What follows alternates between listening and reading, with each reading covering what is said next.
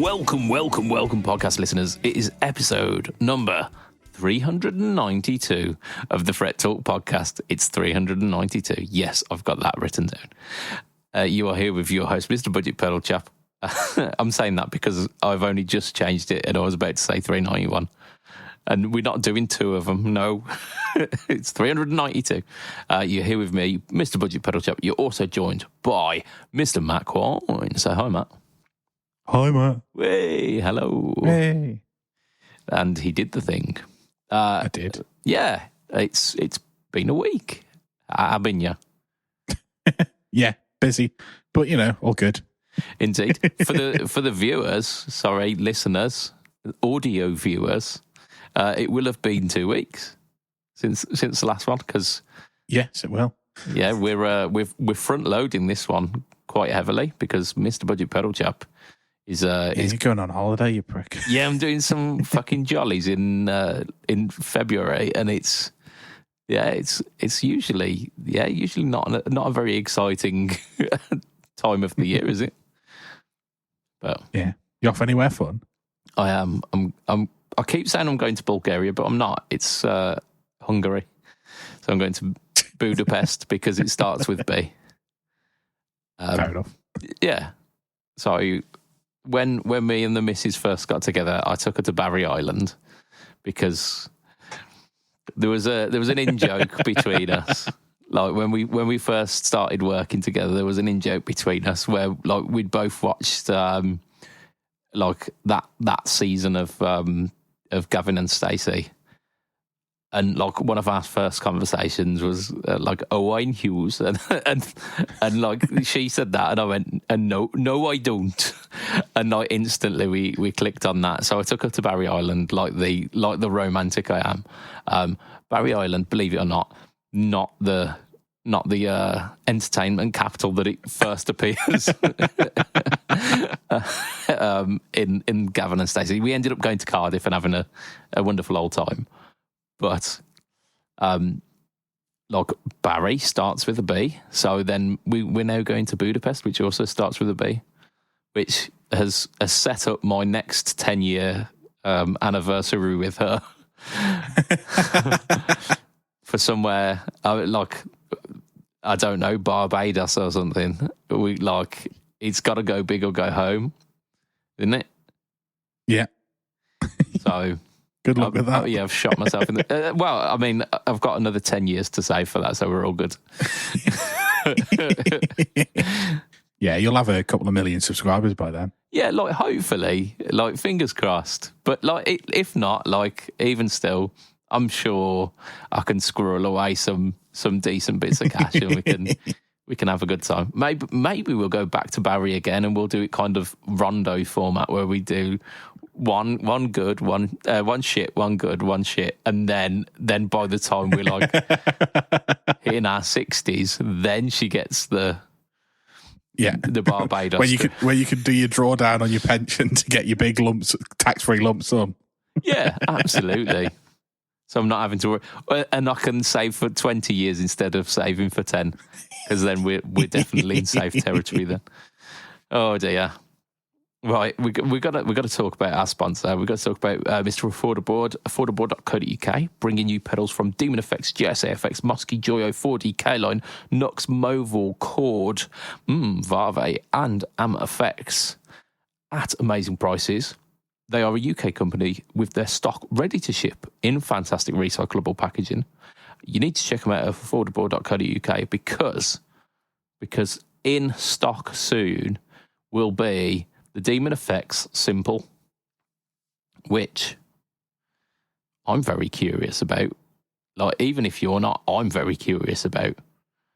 But it's like a budget simplifier. And yeah, and this is the fixed version, isn't it? Because the first batch of Demon Effects ones were like fairly well publicised as being faulty. Oh, were they? Yeah, and I'm pretty sure I can't remember if it was on Threads or Facebook, but I saw that Affordable was saying that I think they looked out with the first batch, and I think they only had 2 returns, but yeah, there's a reason why they haven't been in stock with him for a while, because he didn't want to push out crappy stuff, but apparently this is basically like Gen 2 and they fixed all of the issues that were being had with the first batch. Oh, I'm very glad that I didn't get in early on that then, because I did tell Mr. Avoiderboard, I said, like, keep one aside for me. I'll definitely have one of those, and then I forgot that I'd said that. So by the time I remembered he'd sold out, I was like, you know what, I'll get the next batch. So like those are back in stock. There's another couple of Mosky things back in stock as well. The Dolphin drive, and I don't know what the Dolphin drive is based on. I think it might be OCD. Not entirely sure, but it's the one with the spelling mistake where it's Dolphin. So yeah, because someone at Mosky, it was a Friday afternoon. They weren't into like spell checking. They were just like, you know, let's bang this out. Like, let's get this graphic done. And they spelt dolphin with a J. So, where does the J, like, what letter did they accidentally replace with I? J for dolphin? Because like an I and a J, like an I is just like a less fancy J, isn't it? Really? Okay. Like a J is an I that's trying a bit harder. It's like got a little fancy tail. Okay. Ooh, yeah. But not when you do it in capitals, because it is literally just a capital J. Yeah. So, but like there's a graphic of dolphin on it, and it's one of those the M series ones. So it's like 4 different modes. So like it should be good, but it's just really funny. Can't remember who pointed it out. Someone pointed it out to me that it's just, spelling mistake on this one, and they clearly haven't. Like, they don't care about that because they've just ran with the spelling mistake. They've not corrected it or anything. It's the Dolphin. So, you know what? Cool. Yeah. The circuits are probably going to be fine. Like, Mosky are good at that shit. But there you go. Like, definitely, like, check out Affordable. There's some cool stuff coming. Right. We're going to start this podcast off the way that we usually start off podcasts, with a bit of shit news. And once again, I'd like to caveat this one. It's not really shit, but it's not really for many people either, this one. Like, it's a very, very niche product. It's the revision cabinet by Rev Amps. And it took me, I am not proud to admit, it took me much longer than it should have to realise that the Rev Vision, like Rev Vision, because it's a screen attached to a cabinet. Rev Vision. Like, I just thought that's a weird name, Revision, isn't it, for a cabinet? No, it's Rev Vision because it's a cabinet with an LCD screen built on top of it. So, oh dear. Yeah, if any of you had that epiphany moment when I was just saying that, it's okay. Just, you're not the only one. So essentially, these are, you're probably talking more kind of pro, like touring bands who want to have really fancy displays on their cabinets. Yeah. Does anybody, like, at that level, don't you just get spray your cloth with a piece of spray paint? Like, I mean, that's what you'd do back in the day, yes. And if you were on the used market and you were trying to pick up a 412 cab, it would have someone's band logo sprayed onto it. So, like, that's why you got it cheaper. But yeah, like, cabinet has 9 LED panels, 250 by 250 mil. They have a refresh rate of 3,840 hertz, which I assume is good. I don't know. It says that like visuals will be smooth and crisp. Cool. I'm certain that that's not right because the normal TV is either 60 or 240 hertz. Well, like it used to be on the old PlayStation where some of the games were 50 hertz and some were 60. Weren't they? Yeah. So that's and what was that? 3,000? 3,840. Yeah, bollocks.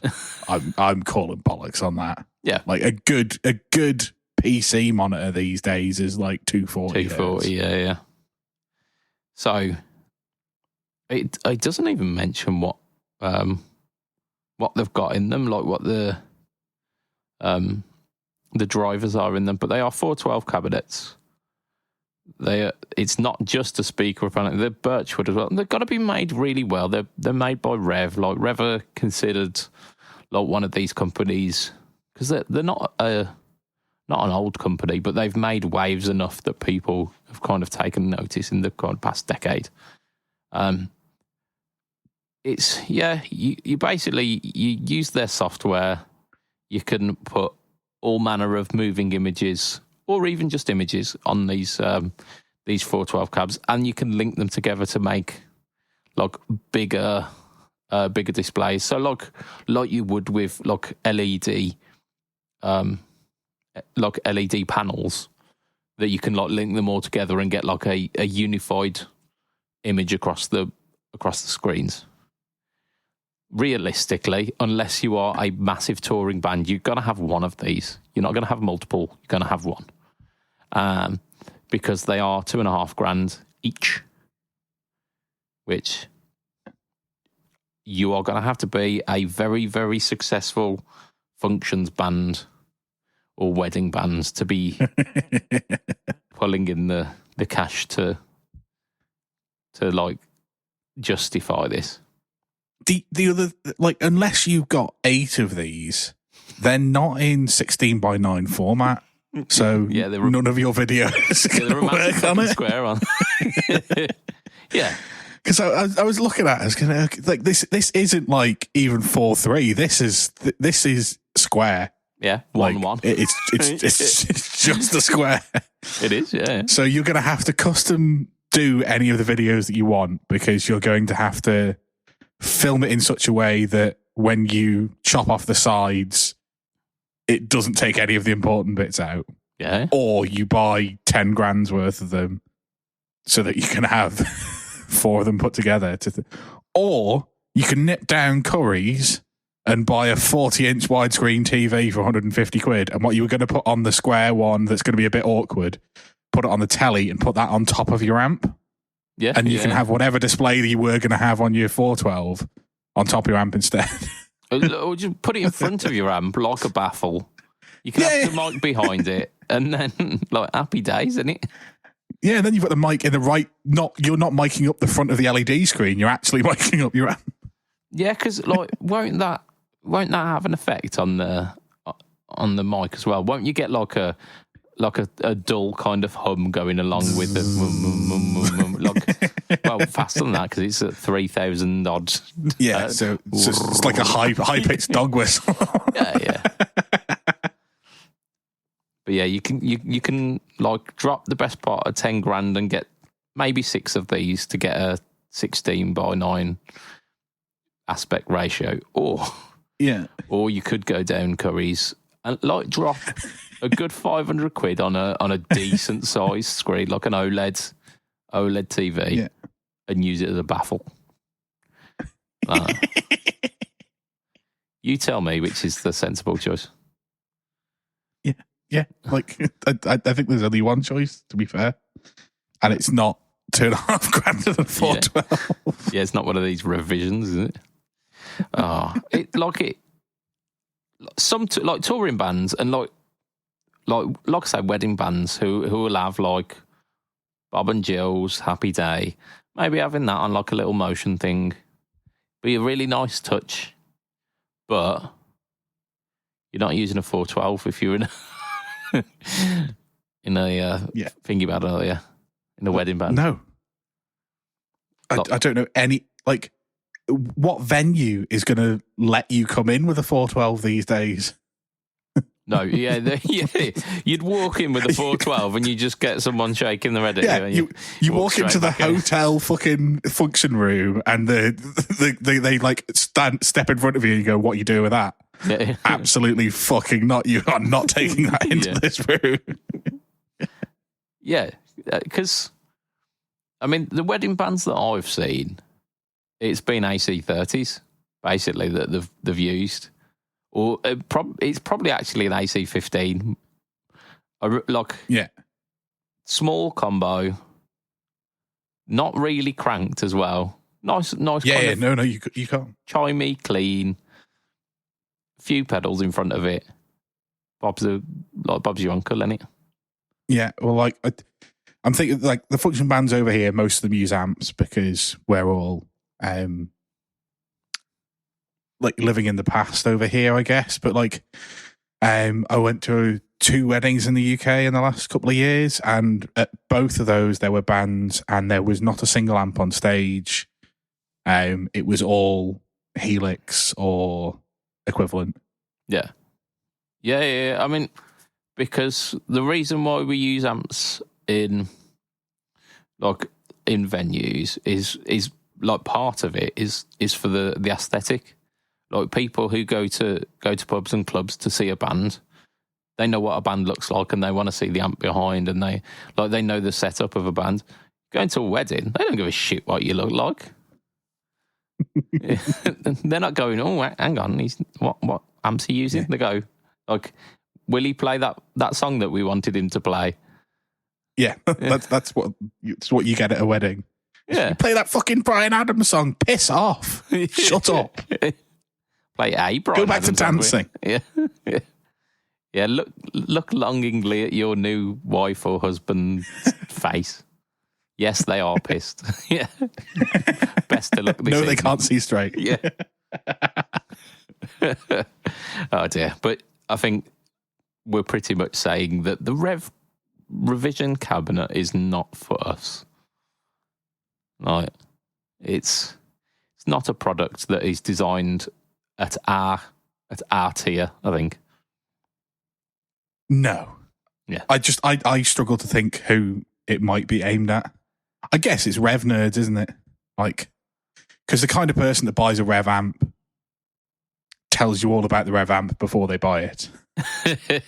Yeah, and would be into spending $2,500 on a cabinet. Yes, and they'd probably put the specs of their rev amp as the display on the... What would be a really boss move would be having a live feed of your pedal board. I mean, this is where the money's at for this one. Like live feed to a DSLR camera pointing at the top of your pedal board and watching as you. Oh no! You talking me into this now, because can you imagine if you had a GoPro on your headstock like the video for Thunderstruck? Yes, that is fed into this. Oh man! So you can make it all like feel for yourself like you're on a big screen, despite the fact that it's just your guitar cab. Yeah, like interspersed with some like stock footage of like the music video, maybe. Yeah, we've talked ourselves into this one now, haven't we? Yeah, no, I'm talking myself right. Yeah, I'm going to need like a video splitter, 6 GoPro. Yeah. Absolutely. Just all over the venue, and just I will, with my foot, change between them on a kind of like synced basis. Yeah, like one of those Elgato cam link things, and you could. Yeah. I'm sure you could probably hook that up to a MIDI foot switch. Just having, yeah. Yeah, actually, yeah, this is good now.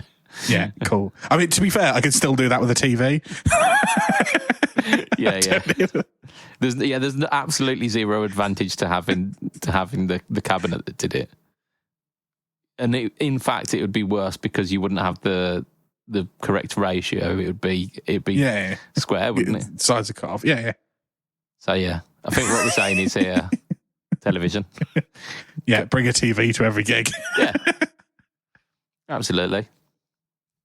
Right. Oh dear.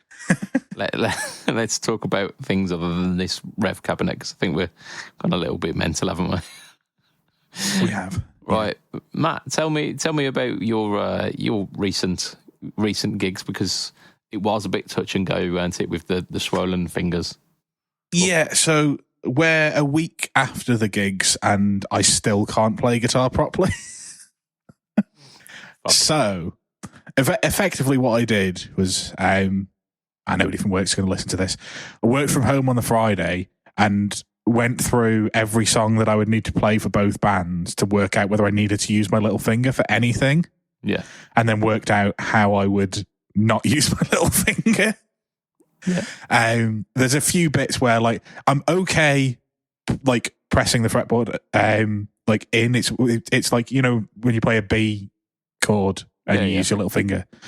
I physically can't do that. It just sends like rods of pain down my finger. But I'm okay enough as long as I'm not trying to bend if I'm just pressing against the fretboard. So I can play bar chords for the most part. And I was like, okay, I'll get around this. And then the really useful thing is I've got terrible technique and very rarely use my little finger.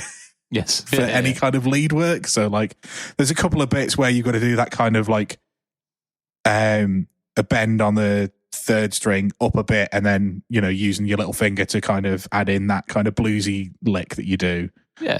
And that was a little bit awkward to work out how to do that by replacing my little finger with my third finger and replacing my third finger with my second finger. But I worked it out and was like, okay, I'll do it like this. And then on the night, of course, you completely forget because you're in mode and then you try something and you go, fuck. Yeah, like authentic guitar faces engage.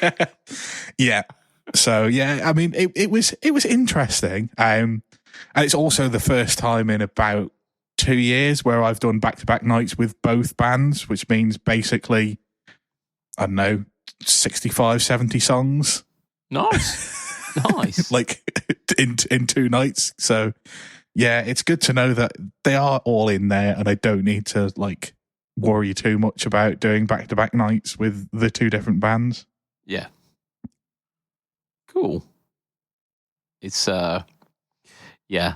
It was a bit of a worry. It was a bit of a worry with that.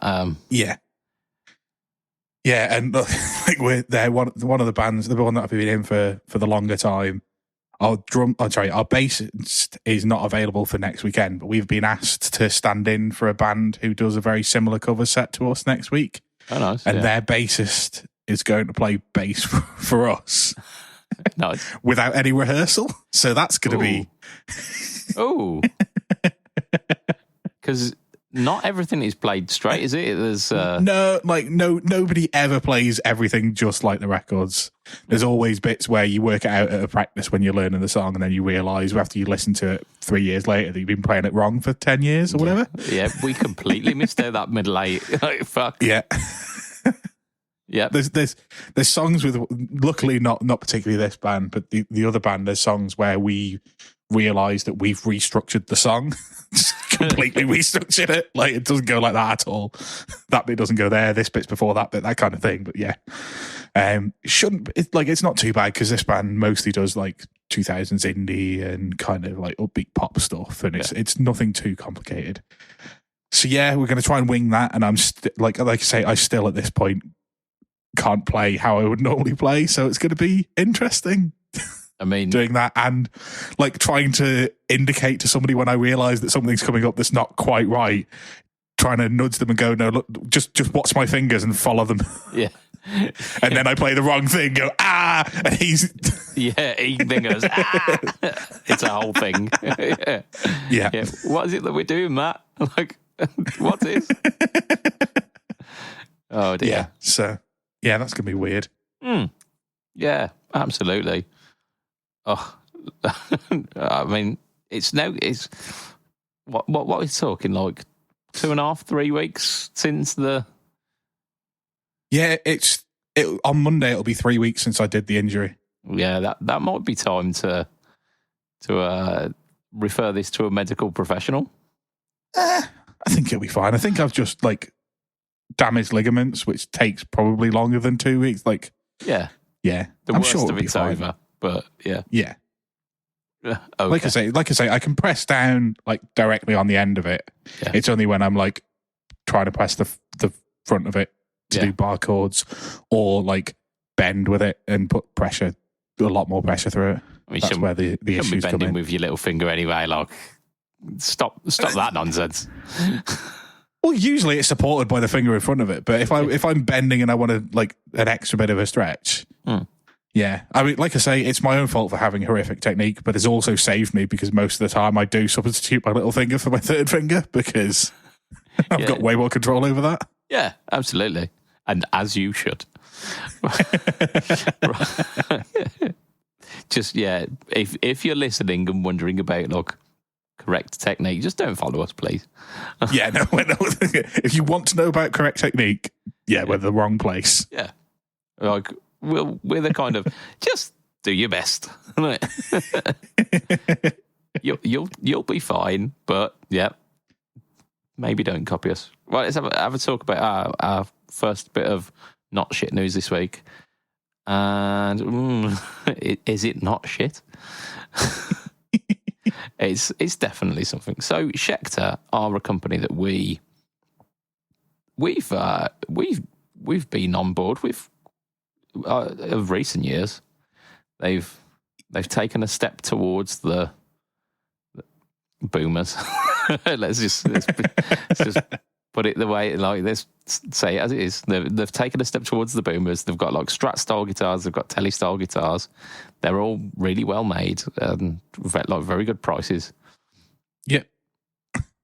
They're heading back towards how I first knew them, with a new series called what are they called? Red Dawn. Red Dawn. That's a movie, that is, isn't it? That's a movie about communists. Is it? I think so, yeah.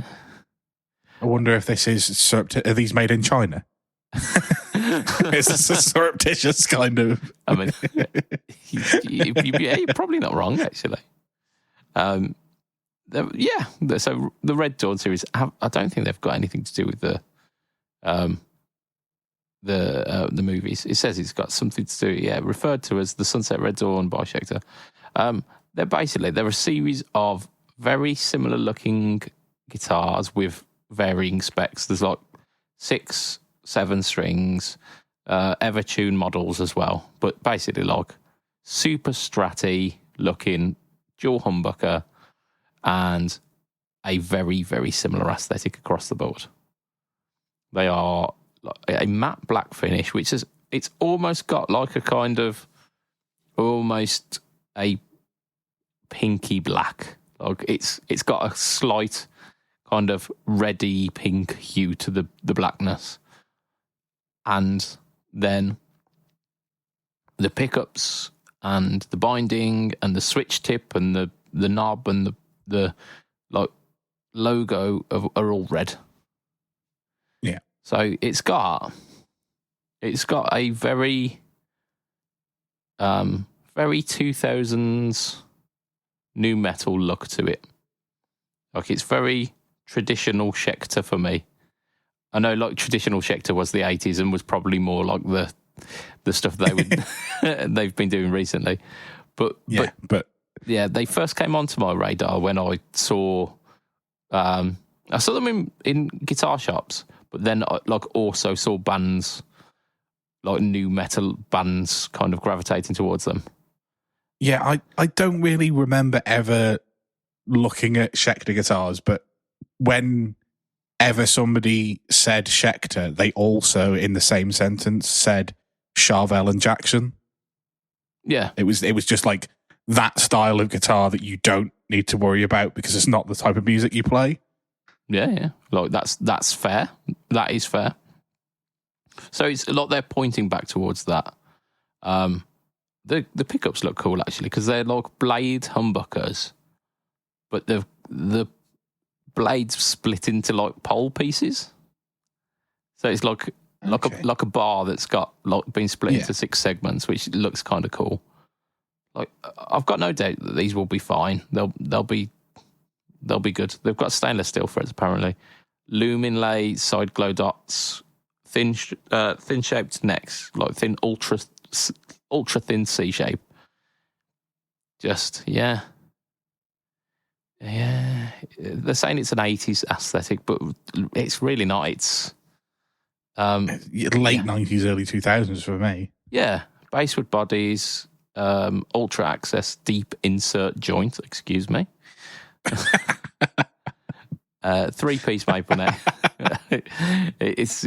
They're all words, aren't they? Yeah, I think they mean something different than the way we've interpreted that. Yeah.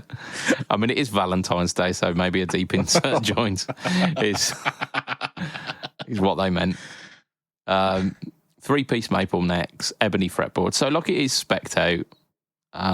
You've got, there you go, Fishman Fluence modern humbuckers with the like the pole pieces that look quite distinct, and you've got 5-way switch with a push-pull volume control, so it offers multiple voicings as well. There are some with Evertune bridges. There's a baritone. There's a traditional Tunematic style bridge, but then string through as well. Yeah, like, it is what it is. They're quite expensive. They're like 2K to 6K with the Evertune, and that's in dollars. So they'll probably, like, if they do make it over here, they're probably going to be that as well. Yeah, It's like, it's not our thing, is it? It's really not our thing. No, and like, do you know what they like for the style? If I was going to ever end up playing that style of music, I think they look quite cool. Like, but yeah, they don't suit any of the music I play, and yeah, they're just not for me at all. Yeah, like with the Fishman Fluence pickups, you probably could get something like a sound that you enjoyed out of it, because they're quite versatile pickups. So I hear. Yeah, well, that's what Greg, like Cockness Monster, has in his. Indeed, yeah. Greg Penis, yeah. Yeah, that's his formal name. But yeah, like they say, they're inspired by 80s shred. They look like they're more inspired by 2000s down-tuned chuggy chug. Yeah, like you say, Wes Borland could play one of these. Yeah, that's exactly what I thought of. I was like, whoever plays this should paint half of their face one color and half of their face the other color, the opposite to it on the color chart. Yeah, I mean, Ibanez were kind of that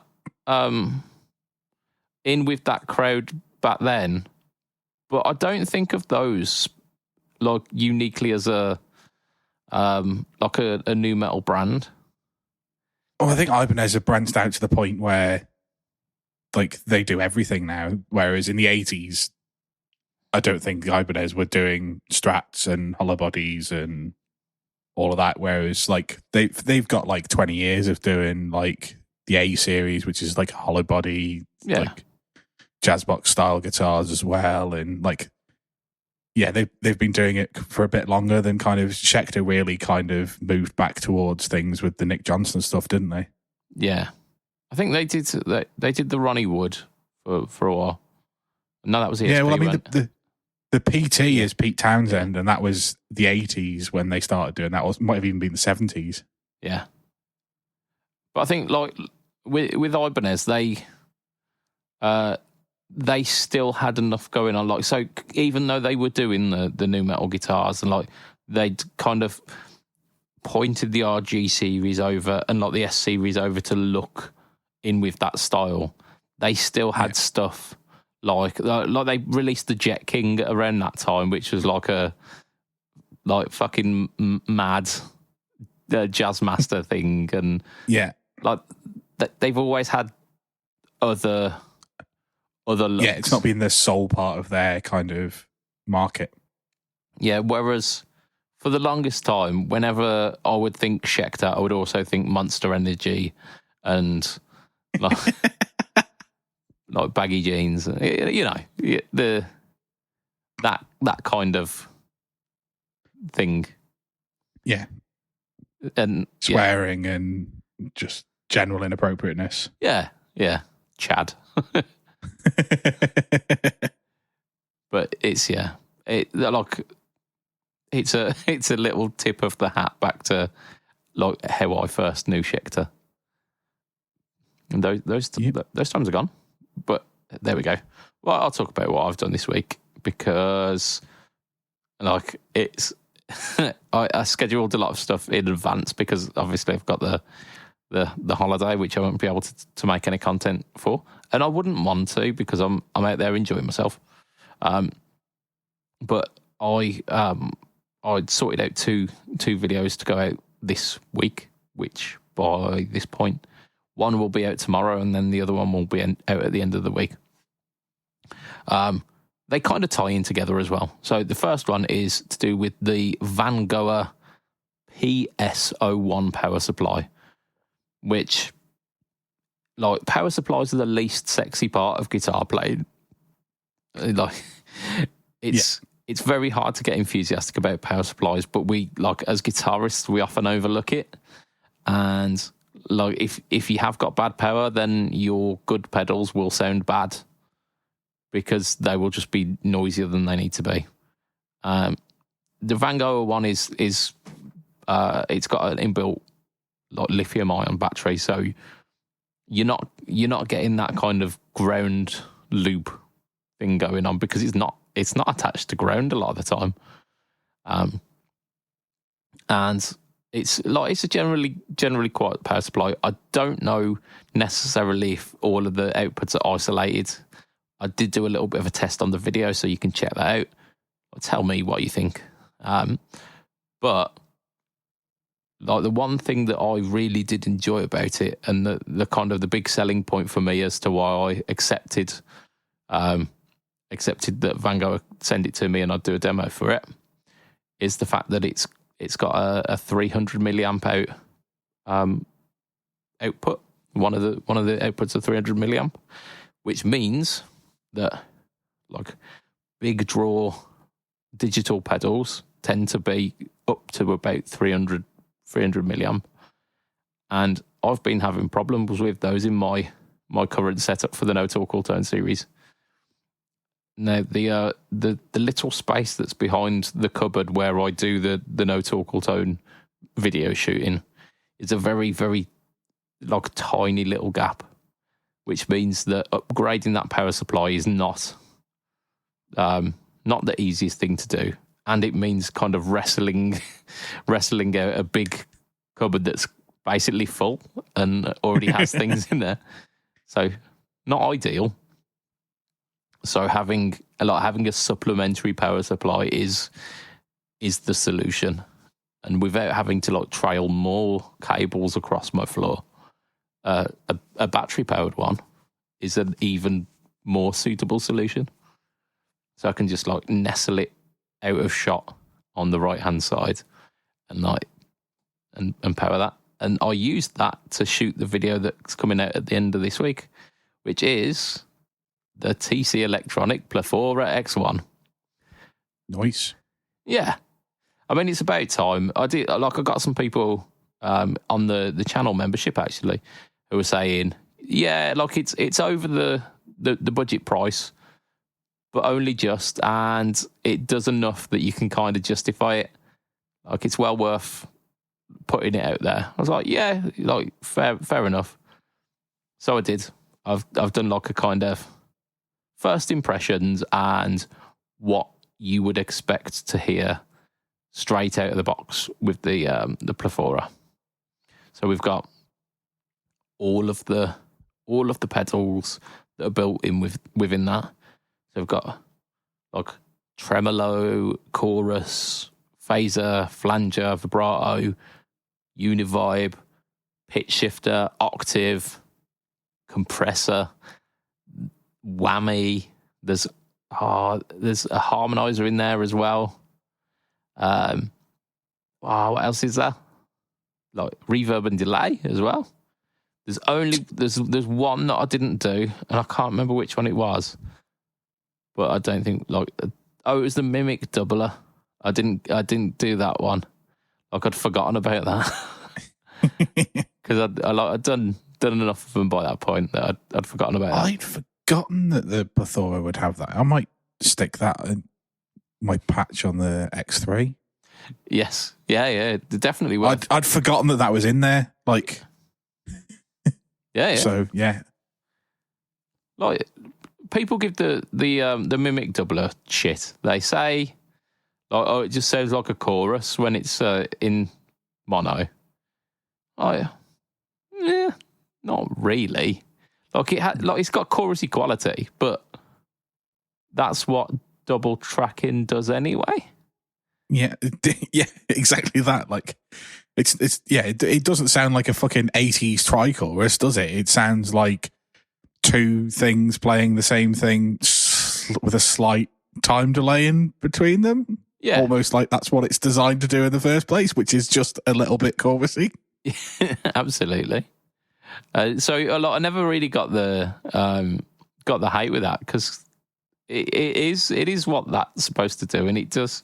Like, it sums it down to mono, and if you are summing a multi-tracked thing down to mono, then it's not going to have the impact that wide stereo spread of a doubler, like a double thingy, will.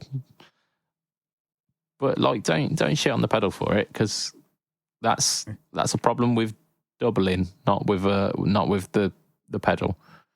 Yeah, the pedal's doing what it's supposed to do. Yeah, yeah. So, I missed out on that one, but I did, as a kind of sorry, I put the linked video at the end to the Mimic doubler. So I'll show you basically what you can expect with the stock sounds on the pedal, and what the effects sound like, because they're not all built equally. I think some of the some of the tone print pedals are truly phenomenal. Like the Hoff is a really, really, really good reverb. The Flash Black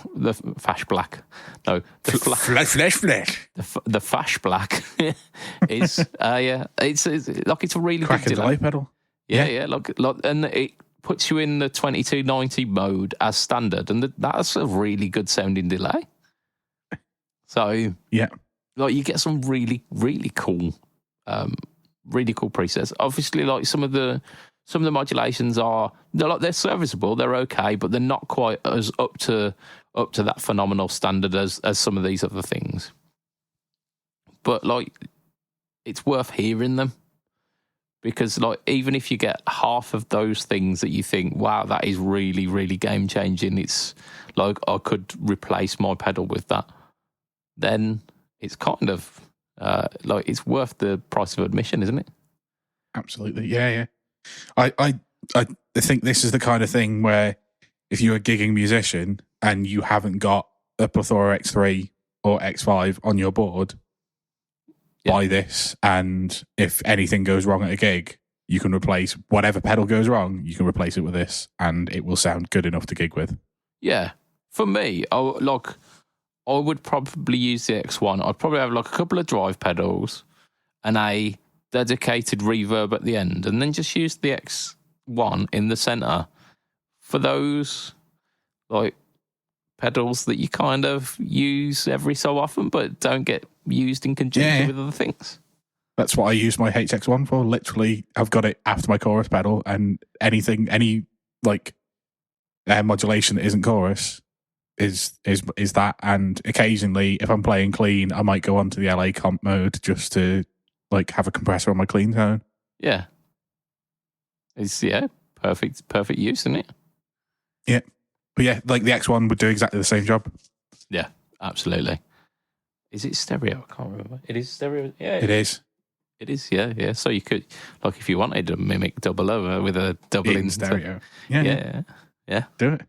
And to be fair, the choruses will probably sound really, really expansive with a stereo field. Yeah. As well as the tremolos as well. You could probably get those panning tremolos and the delays as well, ping pong delays. Just woof. Absolutely. Yeah, it's making me consider a stereo setup there. I don't want to do stereo. I don't care. No, it's a pain in the ass. Yeah. It's an absolute pain. I did it for about 4 years because it sounds fucking brilliant, but it is an absolute pain in the hoop. Yeah. And everyone's like, oh no, just use like your flashback or whatever, go into it mono and come out of it stereo. And it never sounds quite right because you always inevitably end up out of phase. So you have to then buy, like, you feel really hard of it, but you have to spend like 120 quid on a good ABY pedal that'll do ground lift and phase invert, because otherwise you've got 2 amps and they're out of phase and it just sounds a little bit naff. Yeah, you're losing some of your frequencies. Yeah, it gets very thin and you just go, where's my tone gone? And then you realise that your 2 amps are out of phase. Yeah. Like, that's too much effort for me. Yeah. Orange did a stereo amp. Like a little valve combo that was a stereo amp. A 20 It was 210 though. It was a pain in the ass. It wasn't. It was 30. It was the Rocker Verb. Was it a Rocker? It was Orange Rocker 30, 210. Yeah. And it was if it had been a 212, it would have been brilliant. Yeah. Yeah. I can't get on with 10-inch speakers. They're just not enough. No. How much would it take to just modify the chassis to just extra 2 inches? No. Yeah, what I don't get is, I don't think Orange ever did a 10-inch guitar amp before that. So they've had to bespoke buy speakers specifically for that amp. Why didn't they you've got 212 chassis. I know you do. You've been doing it for fucking 50 years. Why? What is this? Like, who made that decision? Yeah, someone did. It was one of yours. Yeah. Just, it seems like insanity to me. Jeez, come on, Orange, get it together. Oh dear. Right. So yeah, that's my my weekly rundown. That's what I've been doing, or will have been doing, because that's it. Will have been doing. Yeah. Go on. We'll blast through these two quick because we're kind of coming up to time, but I want to. Yeah. I don't necessarily need to do news number 2, but I will. Mainly because we can't take the piss out of it. So Gibson, yay! Like, they're not shit news this week, so like, well done for that. Johnny Marr and Gibson team up for exclusive Les Paul release. Like, let's get ready to rip into this to benefit Teenage Cancer Trust. God damn you! Yeah, you had to ruin our fun, didn't you? You had to ruin it. But yeah, like, noble, very noble of them, and like, legitimately is a very good looking guitar. It reminds me very much of an Epiphone that I once had that was in this exact finish. It didn't have a big speed. It wasn't a Gibson. Definitely weren't a 1984. And it didn't have Johnny Marr's signature on the back of the headstock, I assume? No, it didn't. No. You can get that. I'm sure you could buff that out before. But yes, 1984 Les Paul, used on Classic Smiths records. They've really recreated 20 hand-signed guitars. They're available at the Gibson Garage from February the 21st. So by the time this is out, will the 24? It will. The 21st will have happened. So head on down to the Gibson Garage. If there's only 20 available, they might even be sold out by that point. But yeah, like 80s Les Pauls, often considered not amongst the best. I think is the kind way of putting it, isn't it? Yeah. I mean, like, if you say Les Paul, I think 50s, early 60s, 90s studios, and 2015 custom shops. Like, because everything, like, all of the custom shops and all of the kind of like modern traditional ones are replicating 50s and 60s, right? Late 50s, early 60s. Yeah. Or they've got P90s in them and it's early 50s. Like, that's it. No, there's never been, here's a 1974 reissue, 1980. Like, this must be one of the first 1984 reissues. Yeah. Yeah, it's not a year that's often cited, is it? And like, if you're talking the shit years for Gibson, 2015 is the year, but then closely followed by that, it's anything from the 80s. Yeah, like they were going for absolute pennies. Like they probably still do. Like if you try and sell a 1980s Les Paul, you're probably talking a good 10-20% less than Les Pauls of other eras. I think you might have been. I think now the problem is people who were born in the 80s are getting into their 40s, and people kind of enjoy having guitars that were made the year they were born. So I think stockbrokers might have pushed the prices back up to normal. Yeah. Okay. Oh yeah, I'm not falling for that shit. Just FYI. But if there are any 1987 Ibanez's kicking around, like Roadstars particularly, I will pay. I'm not gonna say the words top dollar. I will pay like medium to low dollar. Yeah, I sometimes I go, do you know what, that'd be really cool? And then I realised I was born in 1991 and that wasn't a premium for instruments. No. It wasn't a premium time for instruments at all. No, it wasn't a premium time for a lot of things, was it? There were some good albums released in 1991. Yeah, despite everything else. Yeah. It was the end of the Cold War. Finally happened the most important bit, Berlin Wall came down in 89, so it's not really like no one really cares about the rest of the shit. But yeah. No, I don't think I'll be after a 1991 Gibson Les Paul or a 1991 Fender Strat or anything like that. I think I can probably live without it. I did have a 1991 Fender Strat, pretty sure. Was it just like any other 90s Strat? Yeah, it was a Mexican one. So, like, first of all, it was cheap shit.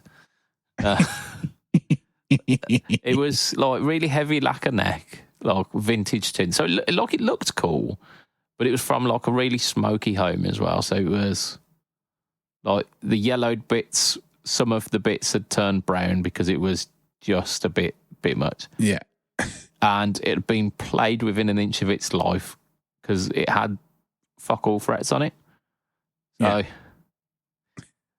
like, but I gigged that for a good like 3 or 4 years as my main, and it was fine. I enjoyed it, but it went away mainly because I would have had to refret it.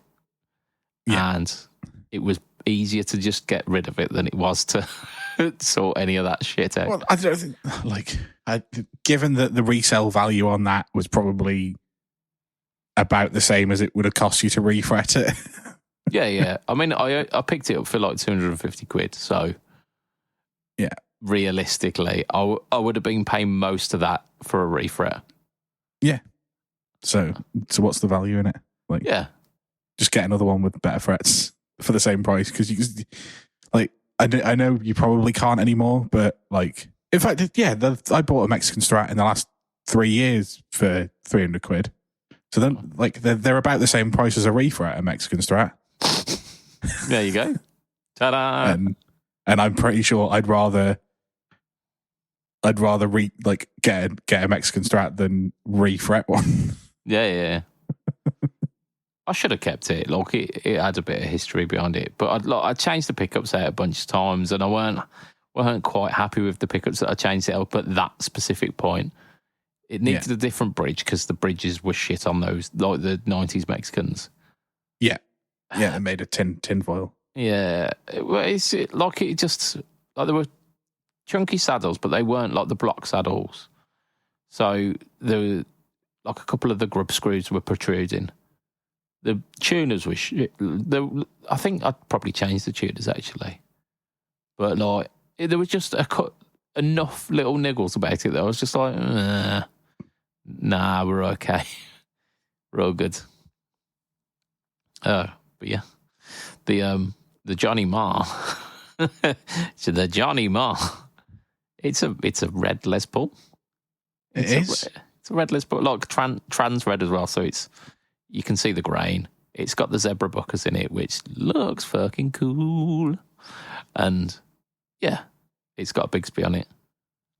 Like, it does the thing, doesn't it? But the main thing is that they're for the Teenage Cancer Trust. They're going to be collectibles as well because they're Johnny Marr signatures. So they're probably not going to lose a lot of money. Realistically, because they're signed by Johnny Marr and they're going in the Gibson garage, they're probably going to be 10 grand plus. Yeah, easy. But it's they are like it's going to a good cause. So yeah, do that. Yeah. I don't get Bigsby's on Les Paul. Not gonna lie, I don't get, because I don't like the sound of Bigsby's on anything other than clean, kind of chimey guitar. And I would not describe a Les Paul as a clean, chimey guitar. I mean, when Johnny Marr plays it, it's probably quite clean. Yeah, but that's just his technique, isn't it? They work on a Telecaster, they work on a Gretsch. I don't think they work on a Les Paul. I've got to admit, like the ones that I think aesthetically work on a Les Paul are the ones that have got the kind of triangular tailpiece. Yeah. Not because this is like a B7 unit, is it? Where it's like got the like semi-circle back to it. It's the one that you'd stick on a Telecaster, right? Yeah, I would. Yeah. I'd definitely stick it. Like, a Bigsby on a Telecaster looks the tits. Absolutely, absolute tits. Like, I don't mind this actually, but I'd prefer it with the big fat tailpiece. Yeah, and yeah, that like those are our suggestions to improve your Les Paul, Mr. Johnny Marr. Yeah, scrap your B7 unit and get a trapezoid one, or just put a real bridge on it. Yeah, Floyd Rose. You imagine Johnny Marr with the Floyd Rose? That'd be... I don't think Johnny Marr can imagine Johnny Marr with a Floyd Rose. No, that'd be mental, wouldn't it? Just random dive bombs in the middle. Yeah. Like just sparkly, jangly, like... Pew! Yeah.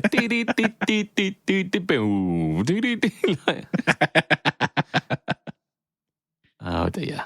Right. Our final bit of news this week is it's a surprise. I think it's a surprise for everyone because it might have been the end of not last year, the year before, because it definitely weren't last year, was it? If it was last year, it was early last year. Oh, was it? But if it was, but it might have been the end of the year before. It's definitely more than 6 months. Yeah. So the thing we're referring to is the Katana Go that appeared for a month and then went away for a long time.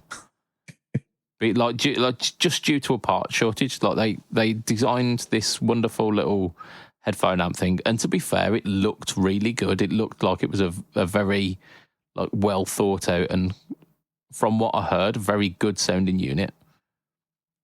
But then, as soon as they were available, they became very quickly unavailable, and it was a part shortage. And then they went off the market, and now they're back basically, but they're back with even more functionality. So, just as a reminder, what the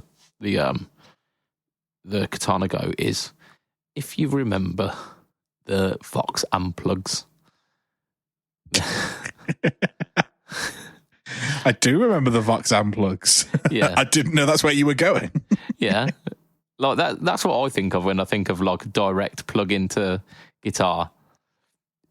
Because I always used to see them for sale, like right next to the tills in guitar shops. Like, oh yeah, you might want to try one of these. They looked cool. I don't think they ever were particularly great, but they were like a little headphone amp that you plugged directly into your guitar and you plugged some headphones into, and it allowed you to kind of practice on the go.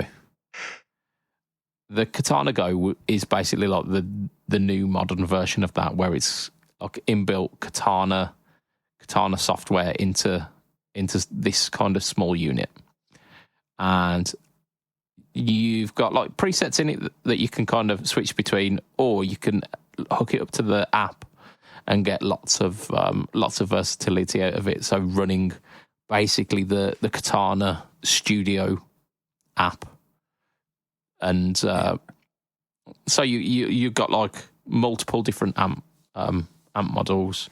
You've got a couple of the different boss pedals within there as well as like reverbs and EQs and like all manner of stuff, basically. Like the Katana amps were well received and are still going strong. So as much as I'm not the biggest fan, there's definitely a market for them. Yeah, it's basically like a really compact, but quite comprehensive, like headphone practice solution. Yeah, well, like the thing it basically is to me, it's a Katana Air, but you don't have to go wireless. You can use your own headphones and save yourself 350 quid.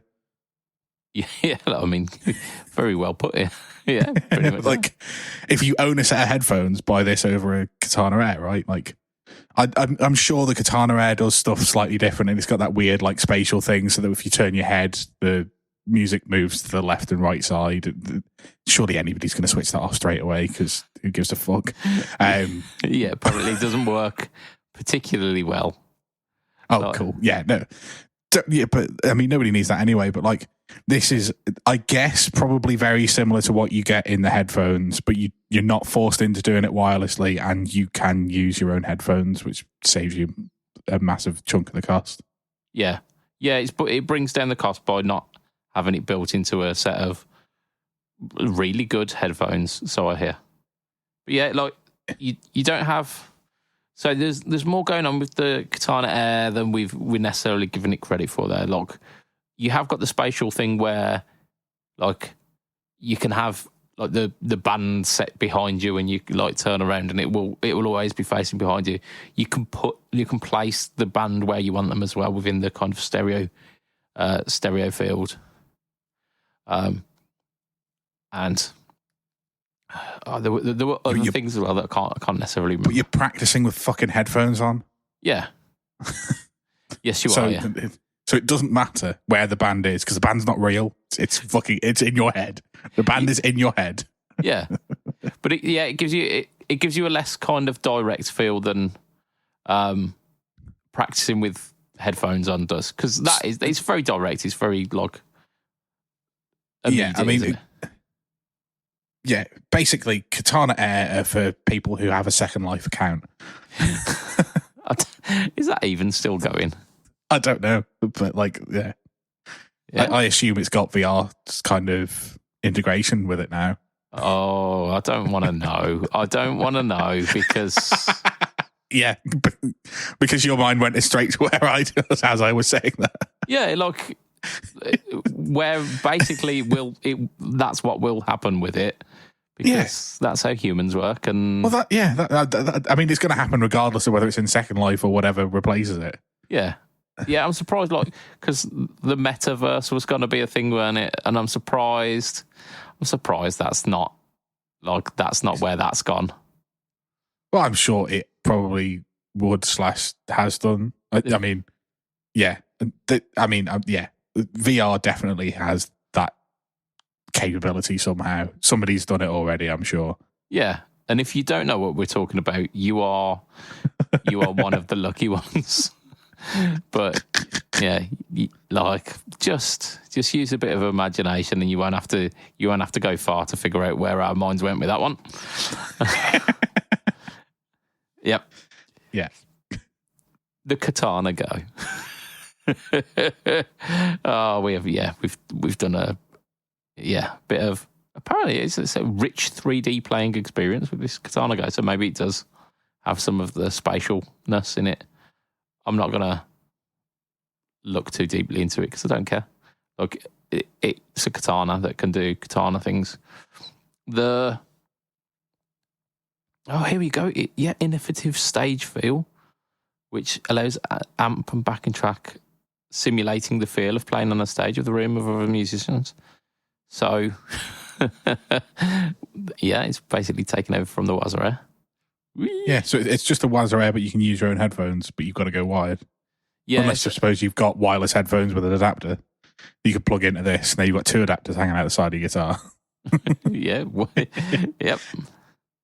The one thing that I've heard about it as well is that it basically it works as an interface now. So you've got like additional functionality with that. They're basically pointing it towards like content creation, which like quick on the go content creation, or like being able to do so like TikTok style stuff. I imagine where you're going live and then you can potentially like play to crowds of people who are like watching on live. I don't know. I don't do the live experience too much. I'm of a generation, I think. Yeah. But that's maybe where they're aiming with this one. I don't know if it's a sensible option to do or if it's not. But yeah, I mean, I don't care about it. But again, I'm not the entire audience, and I have to sometimes remember that. Yeah, absolutely. Yeah, they're not just trying to cater to us specifically. It's I assume it's a safe bet, isn't it? If you put those features in so that it could cater to those people, that they'll use it if it's there. Yeah. So, yeah, it's like I wasn't excited about it when it first came out. I don't think I'm particularly excited about it now. Apparently, you can hook it up with like the Boss foot switch thing as well. It looks like you can attach like expressions to it as well. I don't know. I don't care. Yeah, look, I understand that you like that is a thing that you can do, but if you're at the point where you're cabled to your computer, you've got two different foot switches attached to it, and it's going at your headphones, why have you bought this? Yeah, like it's no longer mobile. If anything, you've got so many fucking cables attached to it, and you've only got one place to stand. You might as well just plugged in straight into an audio interface. Yeah, just like, yeah, like I get that you can do these things, but why would you? And like, if you are going to do these things, you can probably get better sounds elsewhere. Yeah. Yeah, I think just buy Tonex. Essentially, yeah. But like, if you wanted all of the functionality as well, stuff like the head rush, whatever replaced the MX5 because that's not available anymore. But something like that where it is a couple of foot switches, a treadle, and works perfectly fine as a headphone. Yeah. Thing. And is an audio interface, and yeah. The other one as well, like the HX Stomp or the Boss GT Core, like they do that. Yeah. So I don't know. Yeah. It is like, for me, it is the quick grab and go thing, isn't it? Like the thing that you can have in a gig bag. It's like it doesn't require any additional power because it's like internal battery. And like it's a quick grab and go thing. Yeah. Like for plugging your headphones into your guitar so you can listen to it whilst you're learning a song, fine. But all of the other stuff that you can add to it just would be at the point where I'd go, okay, well, it's no longer the best solution for this. Also, I've had to buy the specific FS1W, whatever it is, and the specific expression W thingy, to the point where now I've probably outlaid more than a HX Stomp, and the HX Stomp would be better for the situation that I'm in. Yeah. Like almost certainly the HX Stomp has better amp Sounds. modelling. Yeah. Yeah, and has more as well because infinitely more. Yeah, the Katana's got like 8 different amps, maybe something like that. Yeah. And then, and this is fairly limited on what's in it as well because it's so small. Yeah. Whereas the HX Stomp is limited by the processing power, depending on what you're trying to do, and will easily run stereo setups and things like that, which you just can't do in a Chinese wireless dongle. I mean, he said it, don't we? But yeah, it's essentially that, isn't it? Like the processing power of the HX Stomp, like despite it being probably the best part of a decade old now, is going to be better than what you can put into the size of less than a credit card, I assume. Yeah. So like a dongle that's kind of that size. Yeah. So the beauty of it, the kind of functionality, the use case of it is it being small and compact and like portable. Yeah. So, yeah, if you take that away with like additional foot switches, yeah, you've stopped the USP. Yeah, basically. Yeah, so let's not overcomplicate things, boss. Let's try and not make it super complicated and just use it for what it is. It's the go because you use it on the go. Yeah. But it's nice to see it's back on the market because like it'll be better than the Mustang plug or whatever that was called. Do you remember that? The Fender version of this from the Mustang series of amps, maybe like 3 or 4 years ago. Yeah. Like it'll be 10 times better than that was. I've heard good things about those though. I've heard have you? Yeah. I've heard of a lot of people who bought a Mustang and sold it immediately or sent it back whilst it was in warranty. I don't know if I've ever heard of anybody using one of the little plug things. Yeah, I've not heard about the plug. Yeah. Yeah, Fender have gone quiet on that, haven't they? Like, I don't even know if they do them anymore, but if they do, they certainly don't advertise them anywhere. Yeah, they've gone quiet on a few things as well, haven't they? Like along those even the Hammerite pedals, like don't see them anymore. Or the smooth pedals before the Hammerite pedals. They don't even seem to be searchable on most guitar companies' websites. Oh, like the reflecting pool and the pinwheel and stuff like that. Like the slightly bigger box, a Pugilist as well. Yeah, that's the series I'm on about. Don't seem to exist anywhere anymore. Really? I'm sure I've searched for like delay pedal or whatever in Anderton's and like seen everything but those things. I don't think they they just seem to disappear. And I've certainly never seen one on a board.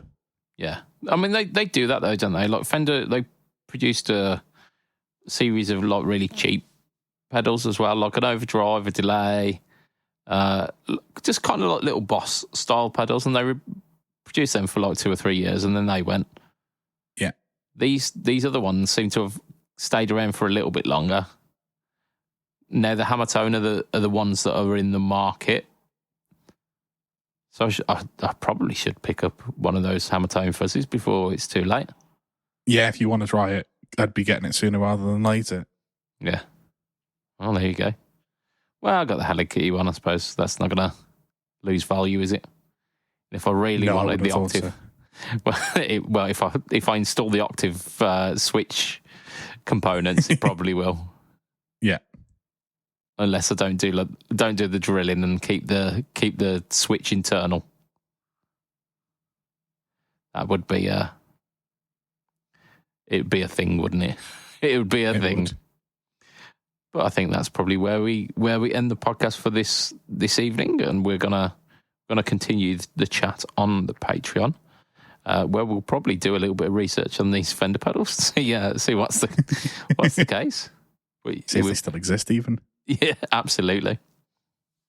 But we're going to extend the thank you to our listeners. You lot, you've made it to the end of one of these podcasts. You are a legend. We're going to extend a double thank you to our sponsor, affordable.co.uk. And we are going to extend a final super sexy thank you to our Patreon backers who, for as little as $2 a month, you can be part of that exclusive crew. And you get your name shouted out on every podcast that you are on. And our current Patreon backers are as follows. We've got Mr. Adam Yeomans of Cheftown Effects. We've got Mr. Hugh G. Erection. Whee. We've got Mr. Mike Oxlong. Whee. We've got Mr. Gary Goldencock. Whee. We've got Mr. Ben Fletcher of Fletcher Pickups. We've got Mr. Brian Garr of the Tone Jugs podcast, the Second Button podcast, and the Off the Rails podcast. We have Mr. Diabetes Foot. And we've got Mr. Jason Wharton of Jason Wharton 82 and of Pedalboards of Doom. At PBOD, I think it is, not Pedalboards of Doom, over at YouTube. Yeah, I think this week he's also bringing out a video on PBOD as well, and I can't remember what it is, so check that out tomorrow. If you want to find me online, I am BudgetPedalChap. You find me Instagram, Facebook, YouTube, and Threads, all of which at or / BudgetPedalChap. And of course, the YouTube channel is the home to the No Talk or Tone series, which this week features an absolute behemoth of pedal effect goodness, the TC Plethora X1. Matt, where can we find yourself? I am at heel_MattQ on Threads, Blue Sky, and Instagram.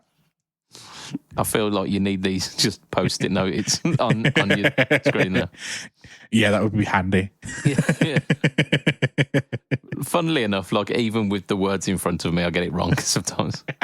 So, it's not a guarantee, is it? Nope. But anyway, that's us for this week. So from myself, Mr. Budget Pedal Chap, from Mr. Matt Quine, say bye, Matt. Bye, Matt. Well, bye. It'll be a tatty bye and good night for this week. It's all right, a bit. Bye. Bye.